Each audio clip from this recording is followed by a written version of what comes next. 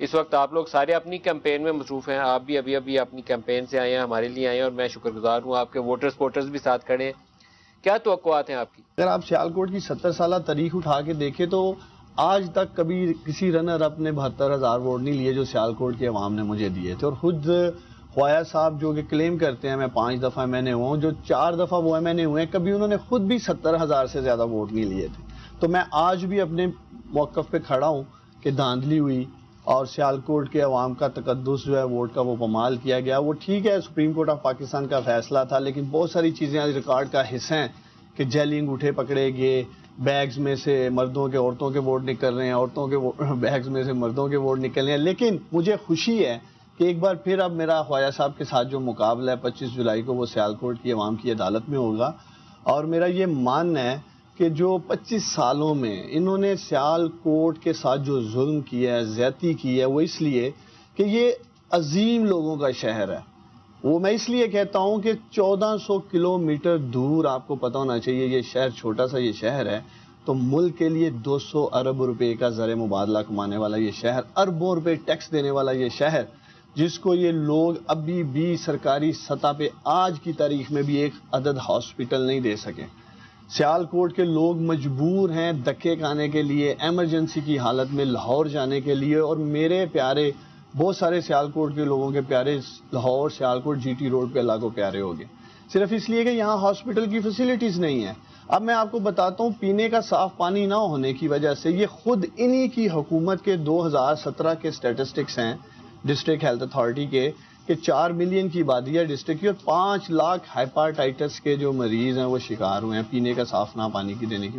اگر یہ لوگ 25 سال میں آیا صاحب سیالکوٹ کے عوام کو پینے کا صاف پانی نہیں دے سکے، صحت کا تحفظ نہیں دے سکے، تو میں یہ تمام تر چیزیں لے کے عوام میں اس لیے جا رہا ہوں. عوام کو تو خیر پتہ ہی ہے.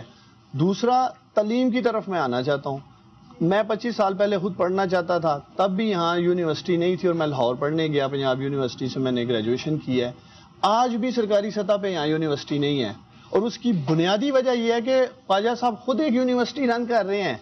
خواجہ صاحب سیالکوٹ یونیورسٹی کے نام سے پارٹنر ہیں، اور جب ایک آپ کا عوامی نمائندہ خود ایک یونیورسٹی رن کر رہا ہوگا تو وہ کیا سیالکوٹ کے نوجوانوں کو یونیورسٹی دیں گے؟ لیکن یہاں پر ماسٹر کلاسز گورنمنٹ کالجز میں تو ہو رہی ہیں کہ ہے ہی نہیں ہے.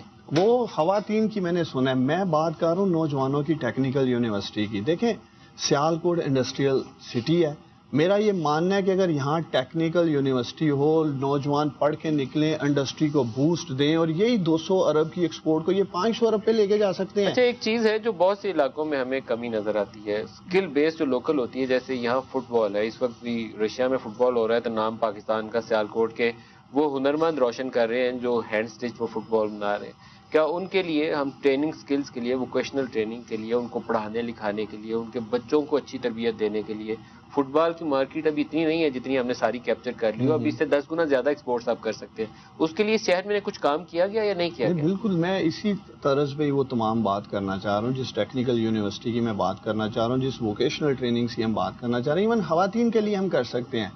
دیکھیں جو دوسرا ظلم ہوا ہے یہاں جو پچھلی گورنمنٹ نے کیا ہے، اور وہ جو 2+2=4 کرنے والے منشی تھے ساگ ڈار صاحب جو اشتہاری ہیں، 5 ارب سے زیادہ کے فنڈ ہماری انڈسٹری کے رکے ہوئے ہیں اور خواجہ صاحب نے کچھ بھی نہیں کیا ان 5 ارب کے فنڈز کے لیے. اگر وہ 5 ارب روپے، میرا یہ ماننا ہے کہ اگر خاتمہ اعلیٰ نے جو 270 ارب روپے لگا دیے ہیں اورنج لائن پہ، اگر وہ 5 ارب روپے میرے شہر کو مل جاتے، میری انڈسٹری کو مل جاتے، تو یہاں لوگوں کا روزگار چلنا تھا، مزدور کا چولہا چلنا تھا، انڈسٹری نے بوسٹ کرنا تھا. لیکن یہ ان کی پرائرٹیز نہیں ہے.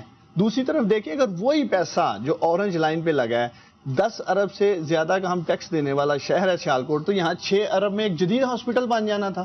ہمارا ملک صاحب پی ایم ایل این کے ساتھ اور پی ٹی آئی کا جو تضاد ہے وہ پرائرٹیز کا ہے. میں نہیں کہتا کہ under passes, over passes, bridges نہیں بننے چاہیے، لیکن ان کی پرائرٹیز مختلف ہونی چاہیے. آج لوگوں کو جب صحت نہیں مل رہی، اس کا تحفظ نہیں مل رہا، تعلیم نہیں مل رہی، پینے کا صاف پانی نہیں مل رہا، تو پھر کیا فائدہ ایسے اربوں روپے اورنج لائن میٹرو بسز کی طرف لگانے کا؟